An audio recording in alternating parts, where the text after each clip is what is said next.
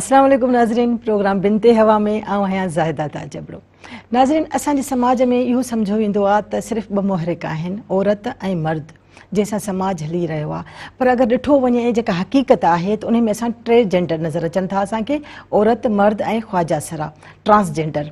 हाणे जेकॾहिं असां हिकिड़े उन मुहरिक खे जेको असांजे समाज जो हिसो आहे, जेको असांजे समाज में मौजूदु आहे, असां सां गॾु रहे थो, उहो मुहरिक असां उनखे हमेशह नज़रअंदाज़ करे छॾियो आहे। उन जे मसइलनि ॾे असां ध्यानु न ॾिनो आहे त उन्हनि खे कहिड़ा मसइला आहिनि ऐं असां उनखे छो था नज़रअंदाज़ कयूं। उहे असांजे समाज जो हिसो आहिनि, असांजे मुआशिरे जो हिसो आहिनि, असांजो पंहिंजो ख़ुदि जो हिसो आहिनि। असांजी हर ख़ुशीअ में शामिलु रहनि था, जेके असांजी ख़ुशियुनि में शामिलु रहनि था, असां उन्हनि खे नज़रअंदाज़ छो कयो आहे। ट्रांसजेंडर खे कहिड़ा मसइला दरपेश आहिनि, अॼु जो प्रोग्राम इहो ई असां डिस्कस कंदासीं त हिननि खे कहिड़ा कहिड़ा मसइला दरपेश आहिनि। ऐं मूंखे ख़ुशी थींदी ऐं मुंहिंजे प्रोग्राम में शामिलु थियो, मुंहिंजा महिमान आया आहिनि जेके उन सां तव्हांजो तारुफ़ कराईंदसि।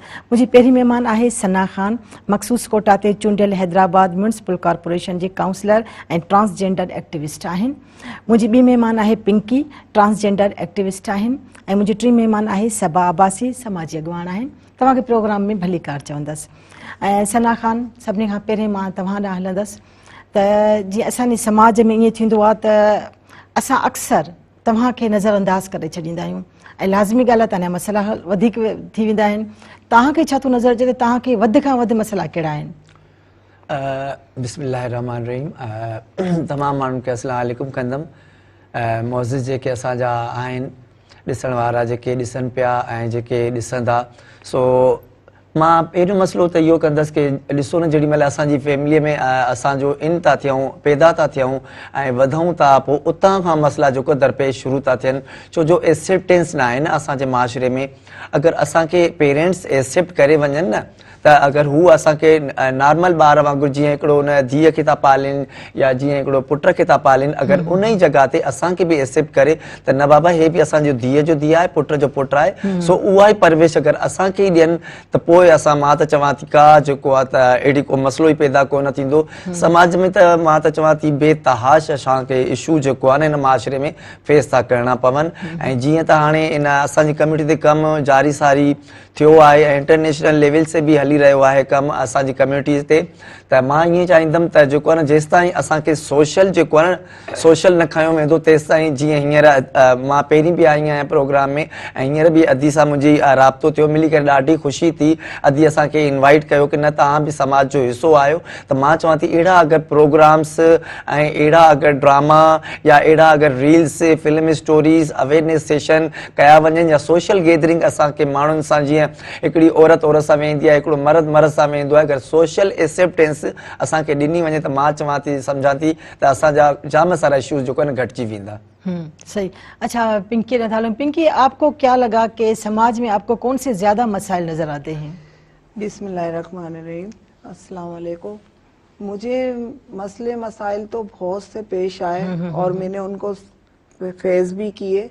अक्सर सोचती थी कि आगे बढ़ने के लिए मुझे क्या करना चाहिए और कहाँ जाना चाहिए। बिल्कुल, हिम्मत से मतलब चलना है आपको। बहुत कोशिश करती थी कि बाहर निकलूंगी तो लोग मुझे क्या कहेंगे और किस नाम से पुकारेंगे और क्या करूंगी, ये मुझे कुछ समझ में नहीं आता था। जब मैं बाहर निकली और अपनी हिम्मत अपने आप बनाई तो मैं आगे बढ़ने की कोशिश की। लोग बातें तो बनाते थे मगर मैं इस कान से सुनती थी, उस कान से चली जाती थी।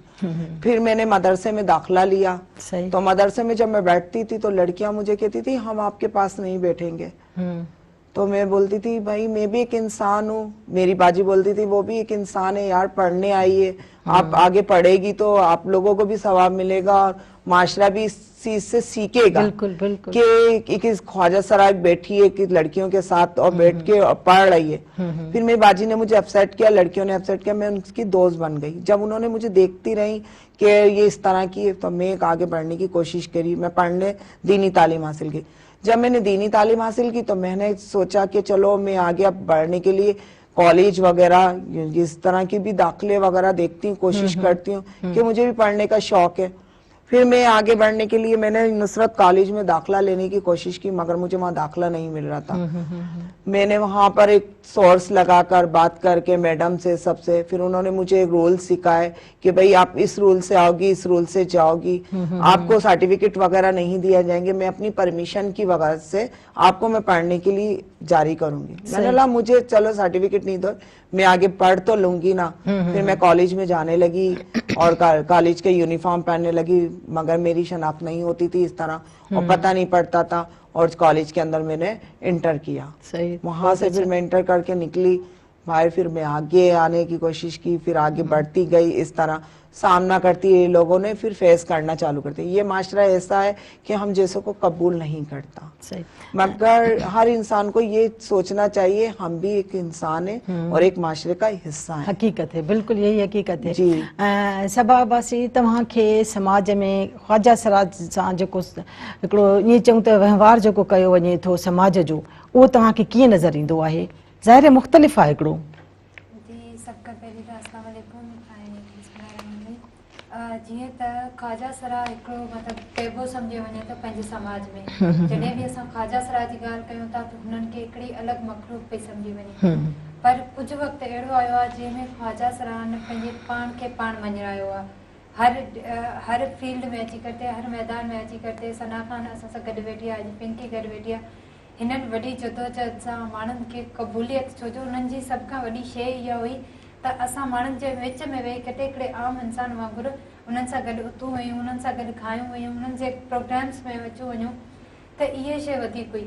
पर जॾहिं जॾहिं ही माण्हुनि जे विच में आया तॾहिं तॾहिं माण्हुनि उन्हनि खे क़बूल करण खां या उन्हनि सां गॾु वेहण खां मतिलबु इनकार जी वजह त हू ख्वाजा सरा आहे। ख्वाजा सरा खे हिकिड़ो मतिलबु अलॻि ई हिकिड़ी मखलूक सम्झी करे उनखे हिकिड़ी कोने में साइड ते रखियो पियो वञे। पर जीअं जीअं वक़्तु गुज़रियो आहे त ख्वाजा सरा न सिर्फ़ु पंहिंजे पाण खे मञायो, पर अॼु जी फील्ड में जीअं सना ख़ान तव्हां सां गॾु वेठी आहे त काउंसलर डिस्ट्रिक्ट लेवल ते थियण हिकिड़ी हिन जे लाइ वॾी एज़ाज़ जी ॻाल्हि आहे। ऐं इन न सिर्फ़ु हिते पर केतिरा ई असांजा जेके सिविल सोसाइटी जा माण्हू आहिनि उहे हिनखे हर प्रोग्राम में घुराइनि था, पंहिंजी हर मीटिंग्स में घुराइनि था। अहिड़ो को वॾो उन्हनि जो इवेंट थिए थो उन्हनि में एज़ अ स्पेशल गेस्ट घुराइनि था, त इहो सिर्फ़ु ऐं सिर्फ़ु उन्हनि जे अंदरि जेका कुदरत वारे हिकिड़े स्किल्स रखियूं हुयूं उन्हनि खे रुगो थोरो इनहांस मिलियो आहे, थोरी ग्रूमिंग मिली आहे, त उन्हनि पंहिंजे पाण खे हिते अची खणी मञायो आहे। पर अॼु बि असां जेके इंसान आहियूं उन शइ खे मतिलबु जेको आहे न अञा बि जेको आहे न असां एक्सेप्ट नथा कयूं, छो जो असां सम्झूं था शायदि को ही अलॻि आहिनि, असां का ही ट्रांसजेंडर आहिनि, हिननि खे असांजे समाज खां अलॻि रहणु खपे, हिननि जो पाड़ो सिर्फ़ु अलॻि हिकिड़े पाड़े जी साइड हुजे जिते सिर्फ़ु ई रहंदा हुजनि। पर असां इहो नथा ॾिसूं त हिननि खे पैदा करण वारी ज़ात हिननि में को फ़र्क़ु न आहे रखियो। अगरि हू फ़र्क़ु रखे हा न इंसान खे, कंहिंखे 4 अखियूं ॾिया, कंहिंखे 2 अखियूं ॾिया, कंहिंखे 3 कन ॾिया, त तॾहिं असां सम्झो आहे फ़र्क़ु आहे। बाक़ी अगरि तव्हां कुदरत जी क्रिएचर मां हुनजी मखलूकात मां अगरि को नुक्स कढो था त माना हुनजी ख़ल्क़ कंदड़ शइ ते या उन ते सवाल था उतारियो। त जॾहिं तव्हां इस्लामिक पॉइंट ऑफ व्यू सां बि ॾिसो था उन ते सवाल नथा उतारे सघो त तव्हां कंहिं इंसान जे विच में इहे नुक्स कीअं था उतारे सघो। सही बिल्कुलु। अच्छा सना ख़ान, हिकिड़ी मख़सूस कोटा थींदी आहे, उन में केतिरनि ई असांखे जॉब्स में असां ॾिठो आहे त असांखे कोटा ॾिठी वेंदी आहे ऐं डिसेबल माण्हुनि ताईं बि जेके माज़ूर हूंदा उन्हनि जी बि डिसेबल जी बि कोटा हूंदी आहे ऐं काफ़ी माना असांजा शोबा आहिनि जिन में कोटा हले थी, त तव्हांजे लाइ बि हिकु कोटा रखी वेंदी आहे, पर उन कोटा खे मुकमल न कयो वेंदो आहे। उन में तव्हांखे केरु थो नज़र अचे त केरु रुकावट बणियल हूंदो आहे?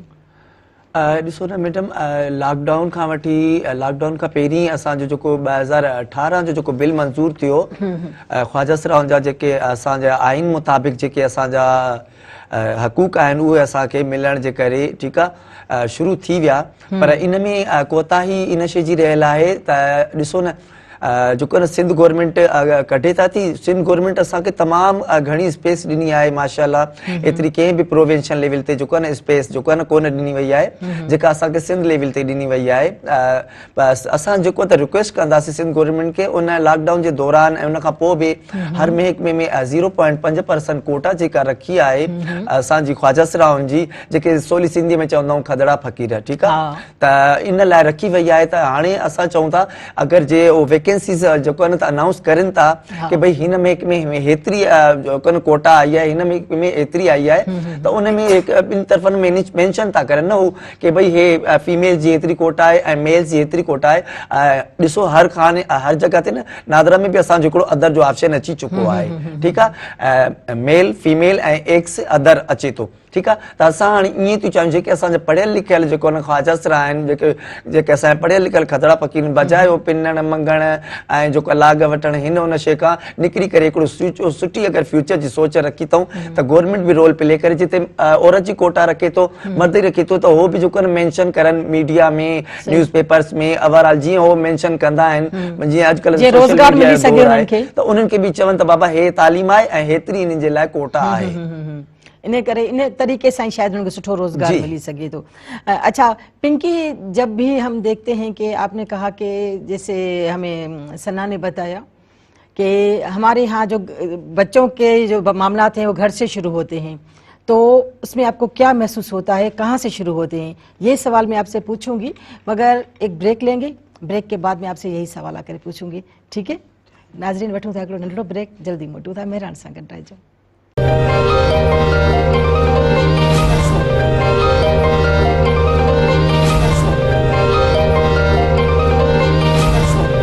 वेलकम बैक नाज़रीन, ॿीहर हाज़िर आहियूं बिनते हवा में। पिंकीअ ॾे हलूं था। पिंकीअ ते ब्रेक ते वञण खां पहिरीं हिकिड़ो सुवाल मां रखियो हो त तव्हांखे कीअं महसूसु थियो त तव्हांजा घर वारा तव्हांखे पाण खां धारक महसूसु करे रहिया आहिनि। पिंकी, आपको कैसे महसूस हुआ और कब ये महसूस हुआ कि घर वाले थोड़ा सा फासला रख रहे हैं आपसे या थोड़ा सा फ़र्क महसूस कर रहे हैं आपके भाई बहनों में और आप में? मैं छोटी थी तो थोड़ा बहुत मुझे लगता था कि मैं एक लड़की की तरह हूँ और मैं लड़कियों की तरह रहती थी और सबसे मुख्तलिफ थी। मेरे बहन भाई कहते थे कि ये मुख्तलिफ क्यों है, लड़कियों की तरफ क्यों रुझान होता है इसका, लड़कियों की तरफ क्यों जाती है ये। आपके भाई बहन कहते थे?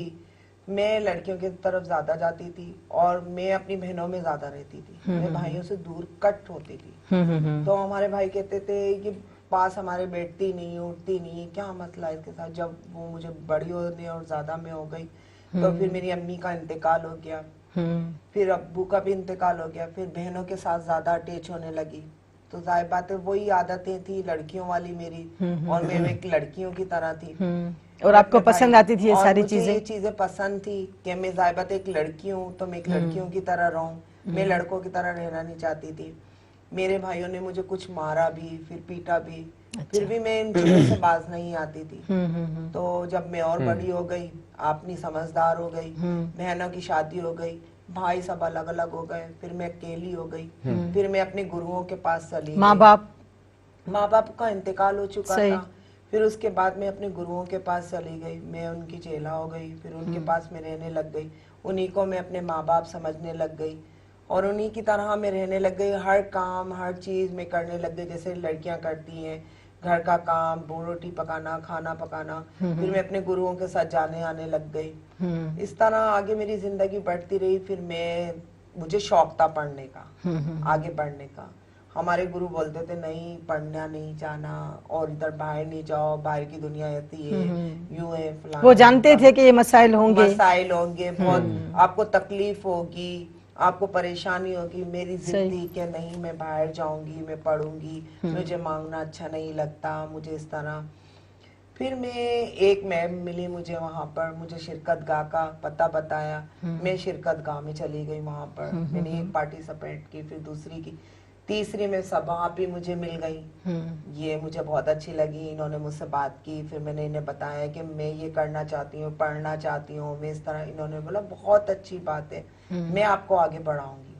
मैं इनके साथ आगे आगे बढ़ती गई, मेरे गुरुओं की जास्ती मैं सुनती गई, करती रही। फिर मैंने अपने गुरुओं को मना लिया, जैसे एक माँ बाप अपने बच्चे को जिस तरह वो करते हैं, उन्होंने मुझे बहुत समझा। फिर मैंने सब आप ही को बोला आप मेरे गुरुओं को समझाओ और बोलो कि ताकि मैं आगे बढ़ूं और आगे बढ़ के कोशिश करूं, मैं उन्हीं का नाम रोशन करूंगी और उन्हीं के लिए करूंगी सब कुछ। फिर उन्होंने समझाया, बातें की उनसे कि जिम्मेदारियां ली, फिर जिम्मेदारियां बढ़ते बढ़ते आगे बढ़ गई। मगर बहुत मुश्किलें तो होनी पड़ी, मगर मैं मुश्किलों का सामना करती रही। इस तरह मेरी आगे जिंदगी का सामना बढ़े। सही। अच्छा, सभा जी असांजा आम समाजी अॻवान हूंदा आहिनि, असांजे मुआशिरे जे मुख़्तलिफ़ इशूज़ ते मुख़्तलिफ़ मसइलनि ते अॻियां वधंदा आहिनि, रैलीज़ कढंदा आहिनि ऐं एहतिजाज कंदा आहिनि ऐं उन्हनि मसइले खे हल कराइण जी कोशिशि कंदा आहिनि। कॾहिं इन्हनि समाजी अॻवाननि खे या हिकु आम शहरीअ खे इहो ख़्यालु छो नथो अचे या इहो उनजो हक़ु, इहो उनजो फ़र्ज़ु नाहे त हिननि खे इहो हक़ु ॾिनो वञे त जेके हिन जा मसइला आहिनि उहे हल थियनि, त समाजी अॻवान इहो सभु कुझु छो नथा कनि? अदी आउं तव्हांखे ॿुधाईंदी आहियां, समाजी अॻवान जेके असांजा आहिनि, जेके बि सिविल सोसाइटी जा असां भाई भेण खणी उहे ॻाल्हियूं कनि था उन्हनि ते। जीअं सना खान बि ॿुधायो पिए त कानून त पास थिए थो, सिविल गवर्नमेंट हिननि खे घणो स्पेस ॾिए पई, पर ॻाल्हि इहा आहे त हिननि जे कानून ते अमल बराबरि न पियो थिए। ऐं जेसि ताईं ट्रांसजेंडर जी नुमाइंदगी हिकिड़ो ट्रांसजेंडर न कंदो हर इदारे में, जीअं सना ॻाल्हि कई त कोटा त आहे पर उहा मिले कोन थी, जेसि ताईं उन्हनि खे उहो स्पेस कोन मिलंदो तेसि ताईं सिविल सोसाइटी जा माण्हू सिर्फ़ु ॻाल्हियूं ई कंदा रहंदा। बजाए जेके असां रैली कढूं, बजाए इन जेके असां हिननि जे हर ग्रुप में हाय घोड़ा कयूं, इन खां बहितर आहे त इन्हनि खे पाण खे स्पेस ॾियूं, छो जो हाणे ही पाण एतिरा एक्टिव थी पंहिंजे लाइ पाण कोशिशि कनि, पाण खे मञरायो अथनि त हाणे ही पाण अॻियां अची सघनि था। सिर्फ़ु इहो आहे हिननि खे थोरो इन शइ लाइ पुश करिणो आहे त बाबा इन्हनि जी कोटा आहे, हाणे इन्हनि जे बंदा जेके आहिनि ट्रांसजेंडर जी नुमाइंदगी करण लाइ हर इदारे में अहिड़ो डेस्क ठाहियो वञे जंहिंखे उहे वेही करे रिप्रेज़ेंट कनि, हिननि जा मसइला हल कनि। छो जो ईअं जॾहिं ॿियो केरु माण्हू अचे थो, जॾहिं सभा ईंदी, जॾहिं ॿियो केरु ईंदो त हू पंहिंजे हिसाब सां, पंहिंजे तरीक़े सां ऐं पंहिंजे जेंडर जे, पर ईअं बि त आहे न सभा जेकॾहिं समाजी अॻवान अॻियां वधंदा ऐं हुनजी मदद कंदा त हुननि में हिकिड़ी हिमत वधंदी, हुननि खे इहो महसूसु थींदो त असां अकेला न आहियूं, बल्कि हुकूमत जा या असांजे मुआशिरे जा कुझु ख़ासि माण्हू, कुझु ख़ासि अॻवान जेके आहिनि उहे असां सां गॾु आहिनि। बिल्कुलु अदी ईअं आहे। ऐं इलाही सारा जेके असांजा अॻवान आहिनि उहे हिननि सां गॾु आहिनि बि ऐं क़दम क़दम ते हिननि सां गॾु सपोर्ट बि करे रहिया आहिनि। असांजो पूरो हिकिड़ो हिननि जो ग्रुप ठहियल आहे जंहिंमें तक़रीबन इहो ई थींदो आहे, हिननि जो थोरो बि कोई इशू ईंदो आहे त हू सभु हिननि जे लाइ आवाज़ बणिजी करे बीह रहंदा आहिनि। ऐं जेसि ताईं इन्हनि खे DIG ताईं अगरि इहो मसइलो हल नथो थिए त ई सिंध लेवल ताईं मथे ताईं ग्रुप में वञनि था वाइस ऐं हिननि जा मसइला उन टाइम ते हल थियनि था। पर उन्हनि में सभ खां वधीक सपोर्ट ऐं वरी बि चवंदसि पाण ई कंदा आहिनि ऐं उन्हनि में सिविल सोसाइटी जा माण्हू हिननि सां गॾु बीठल नज़र ईंदा आहिनि। सही। अच्छा सना ख़ान, हुकूमती सतह ते ट्रांसजेंडर लाइ केतिरो कमु थी रहियो आहे ऐं जेकॾहिं थियो आहे त तव्हां उन मां केतिरे क़दुरु मुतमइन आहियो? ॾिसो न, सभ खां पहिरीं त मां पहिरीं बि इहा ई ॻाल्हि कयसि मैम के असां जेको आहे न त सिंध गवर्नमेंट जा तहे दिलि सां शुक्रगुज़ार आहियूं जिन असांखे हर प्लेटफॉर्म ते हर इदारे में हर डिपार्टमेंट में असांखे रिस्पेक्ट मिली आहे। अगरि असांजो हुते को बि कमु पवे थो, सोशल आहे या समाजी आहे या राइट्स जो आहे, ठीकु आहे, त असांजा जेको न सिंध गवर्नमेंट जेको न राइट्स डिनाए नथी करे, ठीकु आहे। त हींअर बि असां कुझु अर्सो पहिरीं असां जेको आहे त सिलेक्शन जे इलेक्शन कमिश्नर सां मिली करे मुख़्तलिफ़ डिपार्टमेंट सां मिली करे हेॾा हुन पंहिंजी कमेटी सां मिली करे हींअर बि असां हिकिड़ो वफ़ाक़ में बिल वञी करे जमा करायो आहे, ठीकु आहे। अगरि उन बिल ते इम्प्लीमेंट थी वञे त मां चवां थी ॾाढो सुठो आहे, ठीकु आहे। ऐं असां सिंध गवर्नमेंट खां शुक्रगुज़ार आहियूं त असांखे जीअं हींअर ॾिसो, मां जीअं डिस्ट्रिक्ट हैदराबाद ते HMC ते सिलेक्ट थी आहियां ऐं मूंसां गॾु पिंकी आहे, ठीकु आहे, ख्वाजा सर आहे, त मुंहिंजे लाइ हिकिड़ी वॾी अपॉर्चुनिटी आहे असां लाइ न हिकिड़ी की भई असांजी जेको हाणे आवाज़ जेको आहे न आला ऐवाननि ताईं वेंदी, ऐवान में वेही करे त ऐं असां जेको आहे न त 100 मां 100% सिंध गवर्नमेंट सां मुतफ़िक़ आहियूं त उन्हनि असांखे पंहिंजा हक़ ॾियण में का कसर नाहे छॾी ऐं आईंदा बि असां चाहियूं था त असांजी नुमाइंदगी जेको आहे न त सिंध असेंबली ताईं हुजणु खपे। त जीअं त हिकिड़ी MPA MNA औरत आहे, हिकिड़ो MPA MNA मर्द आहे, अगरि हिते असांजो को ट्रांसजेंडर पर्सन माण्हू हूंदो त असां, मां नथी सम्झां त का बाक़ी जेको आहे न को इशूज़ असांजा रहिजी वेंदासीं कम्यूनिटी जा ऐं इज़त सां पाण असां रोज़ी रोज़गार ते हर महकमे में अची वेंदियूंसीं। सही। अच्छा पिंकी, आपने देखा होगा कि हुकूमती सतह पर कुछ आपके ख्वाजा सरा ऐसे हैं कि जिनको जॉब्स मिली, नौकरियां मिली हैं, तो वो आपसे क्या आपस में आप बातें करते हैं कि लोगों का रवैया उनके साथ कैसा है या लोग उन्हें किस तरह से कबूल कर रहे हैं, कभी वो आपसे ये बातें शेयर करते हैं? हाँ, मेरे से काफी ख्वाजा सराओं ने बातें की हैं और मैं एक टाउन मेंबर भी हूँ और बहुत सी ख्वाजा सरा हमारी आती हैं और मुझसे सवाल करती है कि आज यार मैं यहाँ पे खड़ी हुई थी तो फॉर्म भरवाने के लिए मेरे साथ औरतों ने बोला उस लाइन में खड़ी हो जाओ। इधर मतलब रवैया चेंज नहीं हुआ। रवैया चेंज नहीं होता लोगों का, मगर रवैया लोगों के चेंज करना और अपना माइंड दुरुस्त करने के लिए लोगों को सोचना चाहिए। ये भी एक इंसान तरीके से रहता है और एक इंसान अपने आप से अपनी सोच बदलेगा ना तो अब माशरा खुद ब खुद ही वही होगा। अच्छा, अगर पिंकी, अगर आपको शौक है कि आप जॉब करना चाहती हैं तो आप कौन सी जॉब ज्यादा अच्छी लगेगी आपको कि मैं इस जॉब के लिए ज्यादा फिट हूँ? मुझे जॉब करने का तो ज्यादा शौक तो, अगर हम आपको कहें, एक मौका दे रहे हैं कि पिंकी आप जॉब के लिए तैयार हो जाएं, आपको जॉब मिल रही है, तो आपके जहन में क्या आएगा कि कौन सी जॉब है और आप क्या ख्वाहिश दिखाएंगी कि मुझे ये जॉब ज्यादा पसंद है, मैं यहाँ पर ज्यादा फिट हो जाऊंगी, मुझे ये जॉब करनी है? मुझे ज्यादातर सब शौक ये है कि मैं मॉल में जॉब करूं ताकि लोग मुझे देखें और लोगों को पता लगे कि मैं यहाँ एक ख्वाजा सरा एक जॉब कर रही हूँ। मुझे देख के और दूसरे भी मॉल्स में, मतलब शॉपकीपर, आप शॉप पे कोई भी शॉप पे मुझे जॉब मिल जाए मैं करूंगी। सही। और वो ताकि लोगों के लिए एक मिसाल बनेगी। तो आप कभी गई वहां पर मॉल्स में, किसी की तरह से कहा उनको कि मुझे जॉब चाहिए? मैंने जॉब के लिए कहा था, अप्लाई भी किया था वहाँ पर, तो मुझे शॉप पे नहीं मिल रही थी, गार्ड की दे रहे थे, जैसे कि नहीं आपका कद कुद वगैरह बहुत अच्छा है, आप गार्ड की कर। मगर मैंने अपसेट नहीं की, मैंने यही कहा कि नहीं मैं शॉप पे करना चाहती हूँ, मैं गार्ड की नहीं करना चाहती, कि मुझे शॉप पे मिल जाए तो मैं यहाँ पर मैं जॉब करूँ और अपने रोजगार को आगे बढ़ाऊँ ताकि मैं भी एक हिस्सा बनूं कि हाँ मैं कमा के खा रही हूँ। मुझे अच्छा नहीं लगता कि मांग कर इंसान खाया जाए। और इस तरह इंसान जब पढ़ा लिखा है, सब कुछ है, जो जॉब ना मिले फिर इंसान को मायूसी होती है, मगर मायूसी होने नहीं चाहिए। इंसान को आगे बढ़ने के लिए बहुत मुश्किलात तो होती हैं, मगर आगे जब हम बढ़ेंगे तो आगे कोशिशें हमारी खुद की होंगी ना। हम मायूस होके बैठ जाएंगे तो पहले ही हम इतने मायूस हैं और उससे ज्यादा मायूस हो जाएंगे। बिल्कुल सही कह रही हैं आप। बिल्कुल। नाज़रीन, प्रोग्राम जारी आहे, पर असां वठंदासीं हिकिड़ी नंढड़ी साई, असां सां गॾु रहिजो।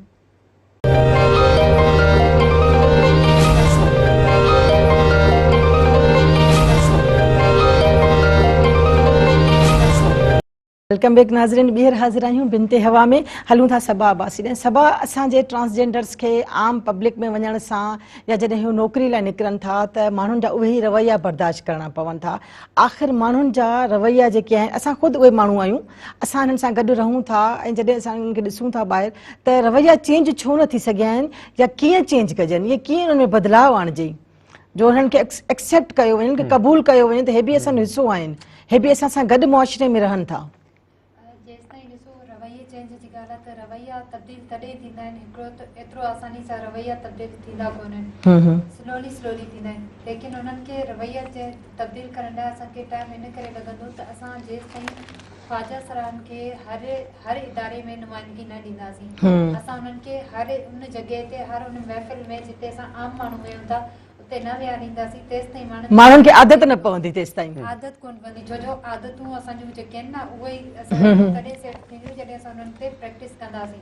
त इन करे न ॿी ॻाल्हि इहा आहे त असांजी सोच शुरू खां इहा ई रही आहे त ख्वाजा सराहनि लाइ हिकिड़ो मख़सूस जॻह आहे, को मख़सूस स्पेस आहे जिते हू रही सघनि था, बाक़ी उहे असांजे विच में नथा रही सघनि। उहा करण लाइ हिकिड़ो त असांजो पढ़ियल लिखियल तबिको जेको सम्झे थो त हाणे जेके शयूं आहिनि उहे कुझु वधीक लेवल ते अची वियूं आहिनि, असां हुन शयुनि मां निकिरी आया आहियूं। जीअं हाणे अॼु ख्वाजा सराह पंहिंजे विच में पाण खां वधीक सुठे नमूने सां ॻाल्हाइनि पिया, पंहिंजे पाण खे बयानु कनि पिया, त ही हिकिड़ी क़बूलियत आहे। जेसि ताईं असां हुननि खे पंहिंजे अंदरि शामिल थियण न ॾींदासीं तेसि ताईं माण्हुनि जा रवैया नथा चेंज। ऐं सभु तव्हांखे छा ईअं नथो लॻे त जेकॾहिं असां क़बूलियत जी ॻाल्हि था कयूं त सभिनी खां पहिरें हिननि खे क़बूल पंहिंजा मिट माइट कनि, पंहिंजा वालदेन कनि, उहे हिननि जो मुक़ाबिलो कनि समाज जो, त बाबा हे असांजी औलाद आहिनि, असां हिननि खे धार नथा करे सघूं, जीअं बि आहिनि जहिड़ा बि आहिनि असांजी औलाद आहिनि, इन ई घर में रहंदा ऐं कोई बि माण्हुनि जे ख़िलाफ़ु कुझु बि चए असां ते को फ़र्क़ु न पवंदो। छा इहा शुरूआति वालदेन नथा करे सघनि? बिल्कुलु इहा शुरूआति घर खां ई थियणु खपे, छो जो ज़ाहिर सी ॻाल्हि आहे जेसि ताईं तव्हांखे घर में ई उहा वैल्यू, उहा वर्थ नथी मिले त ॿाहिरां माण्हू खां तव्हां एक्सेप्ट नथा करे सघो। उहा ई ॻाल्हि आहे, हिननि खे एॾो मसइलो अचे थो जॾहिं ही पंहिंजा शनाख्ती कार्ड ठाराइण वञनि था। हिकिड़ो त ज़ाहिर सी ॻाल्हि आहे असां आम माण्हू वञूं था त असांखे केतिरा मसइला पेश था करणा पवनि, ऐं ख़ासि तौर ते मां ॾिठो आहे त अणपढ़ियल माण्हू जेके आहिनि न उहे वधीक ग़लति ॻाल्हि कंदा, हिननि खे वधीक तंग कंदा रूबरू, ऐं पढ़ियल लिखियल माण्हू इहा ॻाल्हि नथा कनि, मां ईअं ॾिठो आहे। बिल्कुलु ईअं ई आहे। ऐं पोइ हिननि खे चवंदा त तव्हां पंहिंजे कंहिं अहिड़े माण्हू खे वठी अचो, माउ पीउ खे वठी अचो। हाणे उहे माउ पीउ जेके नंढपण खां हिननि खे धार था करे पाण छॾनि। पंहिंजे पाण खे अलॻि रहण लॻा, त उन ते ई इहा जेको सना बिल जो ॿुधाए पई उहा ई शइ रही आहे त यको ई फाइट पिया कनि इन शइ लाइ त बाबा असांजा जेके शनाख्ती कार्ड आहिनि असांजे गुरू जे नाले ते जंहिंसां असां गॾु रहूं पिया, जंहिंखे असां माउ पीउ मञूं पिया, उन्हनि जे नाले ते ठाहे ॾिना वञनि। पर उन जे बावजूद बि जीअं श्री कोर्ट हींअर काफ़ी टाइम उन्हनि जो बिल उहो रोके वेठी हुई ऐं उन्हनि में वॾा हर्डल्स पैदा कया विया जीअं हिननि खे उहे NIC न मिली सघनि। पर अल्हम्दुलिल्लाह उहा पिटिशन 3 मंथ्स ताईं पई रही ऐं हाणे डिसमिस थी आहे। त हाणे हुननि जा जेके NIC आहिनि उहे वरी सां ठहणु शुरू थी विया आहिनि। त मां सम्झां थी आहिस्ता आहिस्ता सां इहा प्रोग्रेस थिए पई ऐं उहा उमेदु आहे ऐं दुआ बि करियूं था त माण्हुनि खे बि इहो शऊर ईंदो कि ट्रांसजेंडर का अहिड़ी मखलूक कोन्हे जंहिंखे पाण खां धार करणु खपे, पर उहे असां मंझा ई आहिनि, असां जहिड़ा ई आहिनि ऐं असांजा पंहिंजा ई आहिनि ऐं असांखे उन्हनि खे पाण सां गॾु खणी करे हलणो आहे। सही। अच्छा सना ख़ान, तव्हांखे लॻे थो त माण्हुनि में बदिलाव अचण जी ज़रूरत आहे, हुननि जे चेंज थियण जी ज़रूरत आहे हुननि में, ऐं तव्हां ख़ासि तौर ते छा हिकिड़ो पैगाम ॾींदो असांजे मुआशिरे लाइ त माण्हुनि खे कीअं पाण में हिकिड़ो तब्दीली आणणु घुरिजे त हू तव्हांखे क़बूलु कनि? तव्हांखे कीअं थो लॻे त कहिड़े तरीक़े सां माण्हू तव्हांखे क़बूलु कंदा?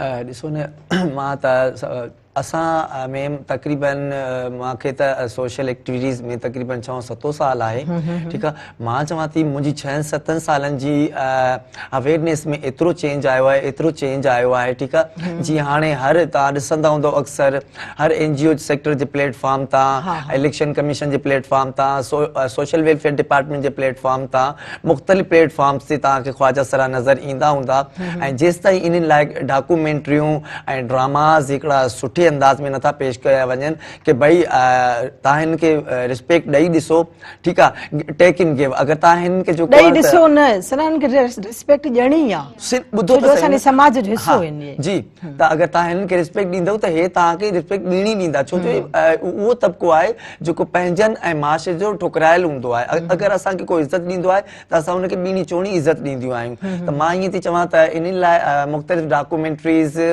रिस्पेक्ट जे हवाले सां हलाई वञनि। जीअं अॼु तव्हांजी ॾाढी महिरबानी बिनते हवा में जेको तव्हां प्रोग्राम रखियो, इहो बि मां सम्झां थी हिकिड़ी वॾी चेंज आहे। ॾिसो न, इहो असांजी जेको आहे त पूरी सिंध ॾिसंदी, जिते जिते मीडिया हले पई पूरी दुनिया ॾिसंदी। त मां सम्झां थी त हिकिड़े अवेयरनेस सेशन में केतिरी दुनिया खे नॉलेज ईंदी कि न भाई हे बि हाणे जेको आहे न फ्यूचर में सुठी माइंड रखनि था या अॻिते वधणु चाहिनि था, या हे जेको आहे न पंहिंजे राइट्स जी या इज़त जो जेको आहे न रोज़ी रोज़गार घुरनि था, त हिननि खे बि ॾिनो वञे। त मां चवां थी चेंज लाज़मी ईंदो। सही।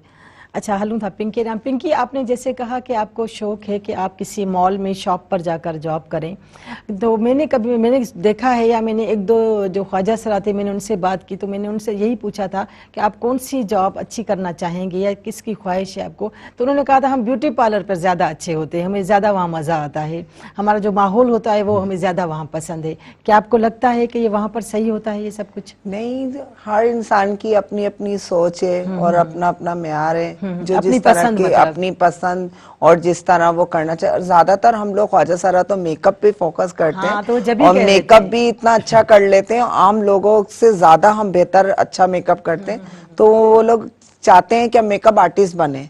मगर मेरी ख्वाहिश तो ये देखो, एक वो तबका दब जाता अंदर जाके। मैं मॉल में होंगी तो मुझे पूरी दुनिया देखेगी, पूरी जब दुनिया देखेगी तो मुझे जाकर मशहूरियत होगी, आगे बढ़ेगी मेरी बातें कि भाई वो तो एक ख्वाजा सरा वहां पर जाकर जॉब कर रही है, और इस तरह लोगों के माशरे का जो दिमाग है, जो माइंड है, वो दुरुस्त हो जाएगा। और मैं यही चाहती हूँ कि भाई अच्छी लोगों को अवेयरनेस आए, हमें लोग समझे, और अब हमें लोग समझने लगे अच्छी तरह। जब हम में अवेयरनेस होगी और अच्छे तरीके से हम लोग अपने आप को संवार के निकलेंगे और तरीके से निकलेंगे, क्यों नहीं हमें माशरा कबूल करेगा। हम गलत राह से निकलेंगे और गलत जगहों से जाएंगे, अच्छे कपड़े नहीं पहनेंगे, हर कोई हमें ठुकराएगा। मैं ये नहीं चाहती हूँ। मैं तो यही अब अपने ख्वाजा सराओं को सबको यही कहना चाहती हूँ कि आगे बढ़ने की कोशिश करो। जितना हम आगे बढ़ेंगे तो कोशिश ही कोशिश है हमारे लिए। बिल्कुल, और इंशाल्लाह आपको मंजिल भी मिलेगी, कामयाबी इंशाल्लाह मिलेगी। मिलेगी। अच्छा, आपको लोगों के कौन से रवैये पर ज्यादा दुख होता है? मुझे सबसे ज्यादा दुख ये होता है कि भाई एक बंदा सामने खड़ा हुआ और सामने उसको बार बार घूर रहा है, और घूर रहा है, जब उससे सवाल करो तो भाई क्या सवाल है, ये क्यों देख रहा है। जब एक मॉल में चले गए भाई, खाना खा रहे हैं, सामने वो हम ही को देखे जा रहा है और अब मुझसे हम सवाल करने जाते हैं तो हंस पड़ता है, यार ये ख्वाजा सरा भी आए, यार क्या वो इंसान नहीं होते, या वो मॉल में नहीं जा सकते, या अच्छा खाना नहीं खा सकते, या उनकी जेब में पैसे नहीं होते, क्यों ऐसा लोग सोचते हैं। हम लोग की कुछ दिनों की बात ये सन्ना, हम लोग एक जगह पे गए थे पार्टी के अंदर, लोग हमें इतना घूर के देख रहे थे, हमने बोला कि हम लोग क्या कुछ लगा कर आ गए या ऐसा कुछ, मगर क्या जब एक इंसान के साथ जब मिलता है ना, तो हमने उनका आउट करके और हमें ऐसे पढ़े, सामने वाला खुद कंफ्यूज हो गया कि रे यार इन्होंने तो कोई वो नहीं, एक पढ़े लिखे की निशानी यही, जाहिलपन जो होता है, जो पढ़े लिखे नहीं होते वो ये सोच के लड़ने शुरू हो जाते हैं। अभी हम वहां भी लड़ने चालू हो जाते तो हमारा भी बिहेव गंदा ही कहलाता, मगर हमने ऐसा सोचा नहीं और ऐसा हमने करा नहीं। और वहाँ पे बहुत अच्छे ख्वाजा सराब इतने बोल्ड हो गए हैं, उन्हें लोगों के देखने की परवाह ही नहीं होती। नहीं ऐसा कुछ नहीं है, लोग देखते हैं, जरूर देखते हैं, लोग तो देखेंगे, देखते हैं, वो कहते हैं लोग तो बातें करेंगे, लोगों का काम है, तो यहाँ लोग देखेंगे, ये देखने हमें कोई शक नहीं। अब ये मीडिया भी तो देख रहा है ना, हाँ। सब कुछ देख रही, पूरी आवाम देख रही। आज वही हम उस जगह पे बैठे हैं जिस जगह पे हम बैठ नहीं सकते, आज हम शुक्रिया अदा करते हैं जो इस तरह हम यहाँ बैठे हैं और आपसे हम बात कर रहे हैं, एक हिस्सा बन के बैठे हैं ना। आज आपने कुछ हमें समझाए तो आज हमें इस जगह पे बुलाया है ना, वरना कौन बुलाता है, कौन करता है। मगर आज हमारी काबिलियत, हमारी मशहूरियत देखी और हम यहाँ आकर बैठे हैं, आज आपसे बात कर रहे हैं। यही सोच लोगों की बदल जाए ना, तो आगे पता नहीं हम कहाँ से कहाँ पहुंच जाए। अच्छा, आपके ख्वाजा सरा की जो कम्युनिटी है उसमें कितने लोग इस वक्त ऐसे हैं जो चाहते हैं कि हमें अच्छी जॉब्स मिलें और अच्छी तरह से हमारा रोज़गार हो, और कितने लोग ऐसे हैं जो चाहते हैं कि हम शादियों में जाएं, फंक्शंस में जाएं? कौन ऐसे ख्वाजा सरा जो नहीं होंगे जो ये नहीं सोचेंगे कि भाई हम मांगने से बेहतर है जो सारा दिन हम धूप में मांगे, हम एक अच्छी जगह बैठ के एसी में जाके, हाँ। अच्छी जगह जाके अच्छे तैयार होके इंसानों की तरह हम कमाएं, तो किसको शौक नहीं, सबकी ख्वाहिश है, सबकी ख्वाहिश होती। मगर एक माशरा जो जिस तरह हमें कबूल कर रहा है, और जिस तरह अब तो माशरे ने हमें कबूल करना, सेट करना चालू कर दिया, शुरू किया और आगे हम बढ़ रहे हैं। बिल्कुल और बिल्कुल बढ़, वो हमें देख के आगे बढ़ते हैं और हिम्मत बढ़ाते हैं, और आप बढ़ते रहेंगे। और जितना जिन लोगों के गुस्सा होता है ना, वो गुस्से को खुद ठंडा कर रहे हैं। ठीक तव्हांजी महिरबानी, तव्हां प्रोग्राम में आया है, तमाम सुठी गाल बोल थी। नाज़रीन, तव्हां असांजो जेको प्रोग्राम ॿुधो ट्रांसजेंडर जे बारे में, ख्वाजा सरा जे बारे में, हुननि खे केतिरा मसइला आहिनि। हिते असुल जेको मसइलो आहे, ख़ासि तौर ते अहम जेको मसइलो आहे, जेको शुरूआति थिए थी त पंहिंजी हिननि जी फैमिली जेका आहे, पंहिंजे हिननि जो कुटुंब जेको आहे, ख़ानदान जेको आहे, उहो हुननि खे परे करे थो। शुरूआति हितां थिए थी। जेकॾहिं पंहिंजो ख़ानदान हिननि खे परे न करे त आम माण्हू, आम पब्लिक जेका आहे, आम समाज जो माण्हू जेको आहे, उहो बि शायदि हिननि खे पाण खां परे न करे। पर असुल ग़लती जेका थिए थी उहा वालदेन खां थिए थी। वालदेन जेकॾहिं पंहिंजो कोई बि कारो कोझो बचो कोई बि हूंदो उनखे रखी सघनि था, पर हिकिड़ो ट्रांसजेंडर जेकॾहिं ख़ूबसूरत आहे, सुठो आहे, पर उनखे बि रखण लाइ तयारु न आहिनि। त शुरूआति वालदेन कनि था, पंहिंजे ख़ानदान वारा कनि था। उन्हनि खे मज़बूतीअ सां इहो फ़ैसिलो हाणे करिणो ई पवंदो त असांजी औलाद आहे, या इहो असांजो हिसो आहे, ऐं असां हिनखे धार न कंदासीं त शायदि हिननि लाइ उहे मसइला पैदा न थियनि जेके बाद में समाज हिननि लाइ पैदा करे थो। असीं सभई जेकॾहिं इन ॻाल्हि ते थोरो सोचूं त जेकॾहिं वालदेन धार कयो आहे त कुझु फ़र्ज़ु आम हिकिड़े समाजी माण्हूअ जो बि आहे त समाज जो हिकु आम माण्हू हुननि जी केतिरी मदद करे सघे थो, कीअं हुननि खे क़बूल करे सघे थो, कीअं हुननि खे पंहिंजो करे सघे थो। इहे सभु ॻाल्हियूं हिकु अञा ताईं सुवाल बणियल आहिनि, पर हिन सभिनी सुवालनि जा जवाब असांजे पंहिंजे अंदर में ई मौजूदु आहिनि। त पोइ कोशिशि कयो ऐं हिननि खे पंहिंजो कयूं। असां प्रोग्राम कीअं लॻो, ही प्रोग्राम या बिनते हवा जो कोई बि प्रोग्राम तव्हां ॾिसणु चाहियो त असांजे मेहरान टीवी जी वेबसाइट, यूट्यूब ऐं फेसबुक ते ॾिसी सघो था। हाणे प्रोग्राम जो वक़्तु हले थो पंहिंजी पुॼाणी ॾांहुं। पंहिंजी मेज़बान ज़ाहिदा ताजबड़ो खे ॾींदा इजाज़त। वरी मिलंदासीं ईंदड़ प्रोग्राम में। तेसिताईं अलाह जी अमान।